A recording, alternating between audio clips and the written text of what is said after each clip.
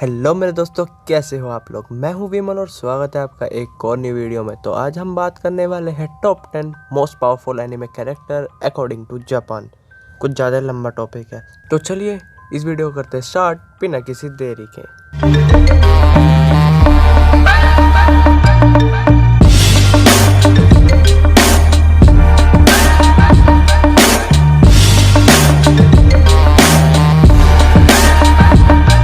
तो 10th number पर है केन कैनेकी फ्रॉम टोक्यो घोल।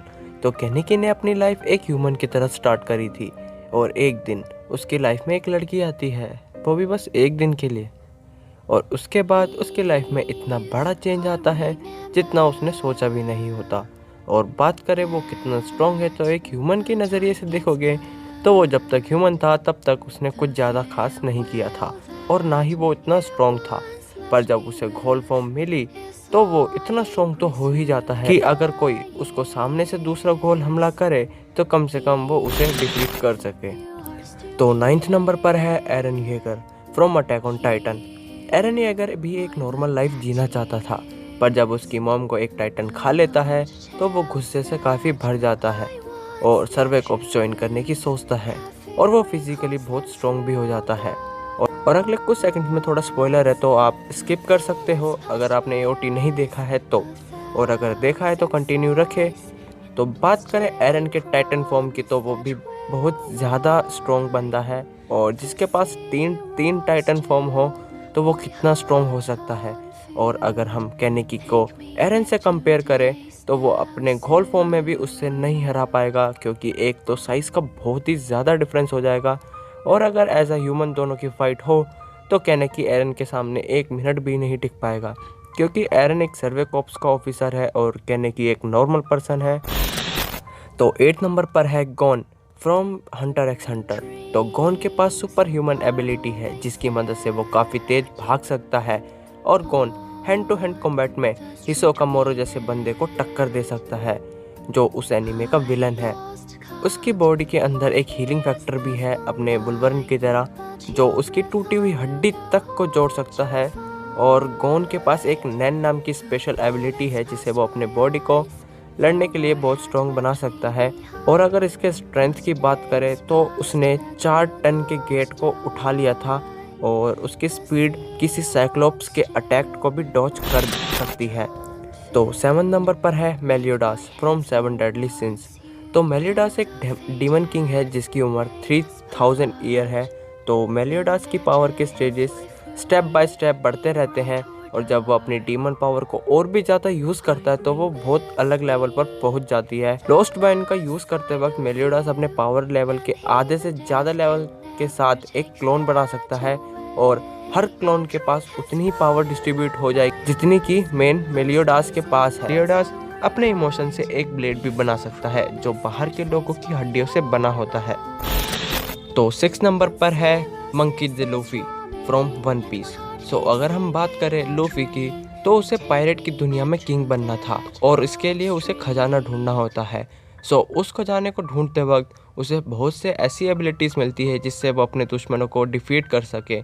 और अगर मैं इसके पावर को बताऊं तो उसको गियर्स कहा जाता है, और अगर मैं इस गियर्स को बताने को बैठा तो वीडियो बहुत लंबी हो जाएगी। और अगर आप जानना चाहते हो तो लूफी के ऑल गियर्स के बारे में तो नीचे कमेंट में ज़रूर बता देना, इतने आप इसे शॉर्ट में समझ लीजिए। तो गियर्स का बेसिकली मीनिंग ये है कि लूफी अपनी बॉडी को किसी भी तरीके से मैनिपुलेट कर सकता है जो उसे एनिमी को डिफीट करने में हेल्प करता है। और जब किसी के पास इतनी एबिलिटीज़ होंगी तो आप उस चीज़ से अंदाज़ा लगा ही सकते हो कि वो कितना स्ट्रॉन्ग है।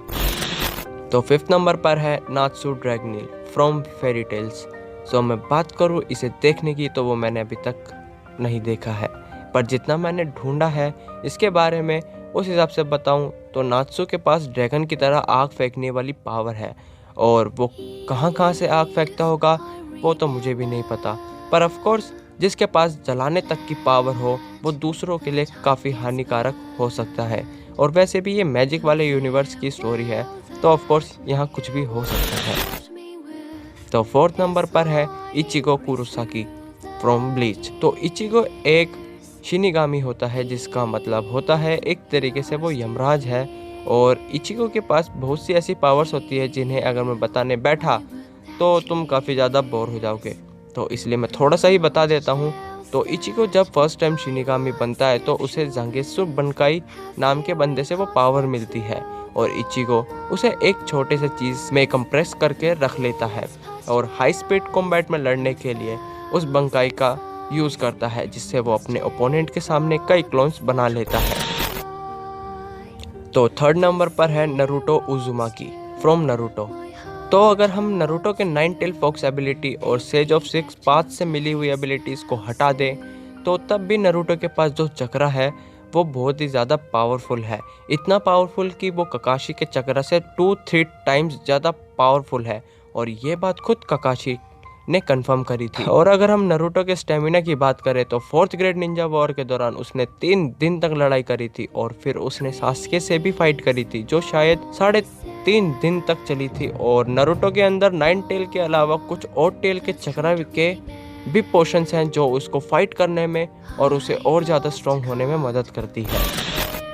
तो सेकंड नंबर पर है Saitama from One Punch Man. Saitama एक ऐसा कैरेक्टर है जिसे गोकू से भी ज़्यादा ताकतवर माना जाता है और जब से मैंने एनीमे देखना स्टार्ट किया है तब से मैं ये कंट्रोवर्सी सुनते हुए आ रहा हूँ कि भाई साइतामा बहुत स्ट्रॉन्ग है गोकू से भी ज़्यादा।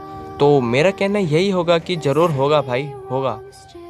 हालांकि अभी साइतामा के पावर का राज अभी नहीं खुला है, पर अब तक के हिसाब से वो जिन से भी लड़ा है उन्हें सिर्फ एक पंच में हरा दिया है और शायद आगे भी हराता रहेगा। और रही बात गोकू और साइतामा की बैटल की, तो सोच रहा हूँ इसके ऊपर एक प्रॉपर वीडियो बना दूँ क्योंकि कंट्रोवर्सी बहुत ही ज़्यादा हाई लेवल पे पहुँच चुकी है। आपकी क्या राय है कमेंट में ज़रूर बताना। फर्स्ट नंबर पर है गोकू। अब गोकू को मैंने फर्स्ट नंबर पर इसलिए रखा क्योंकि ये बहुत ही ज़्यादा पावरफुल एनीमे का मेन कैरेक्टर है। तो जैसा कि आप सबने देखा ही है ड्रैगन बॉल जी और ड्रैगन बॉल सुपर में इसकी फाइट्स कितनी अमेजिंग है और जो गॉड्स तक को हरा सकता है वो क्या कुछ नहीं कर सकता अपनी इस पावर से। और गोकू की लेटेस्ट फॉर्म अल्ट्रा इंस्टिंक्ट है और बेस ने ये तक कहा है कि ये तो बस शुरुआत हुई है, आगे आगे देखो कितना ज़बरदस्त फॉर्म आएंगे। लास्ट में एक ही बात बोलना चाहूँगा, मैंने इसे बस एक एंटरटेनमेंट पर्पस से बनाया था, तो ज़्यादा ऑफेंड मत होना।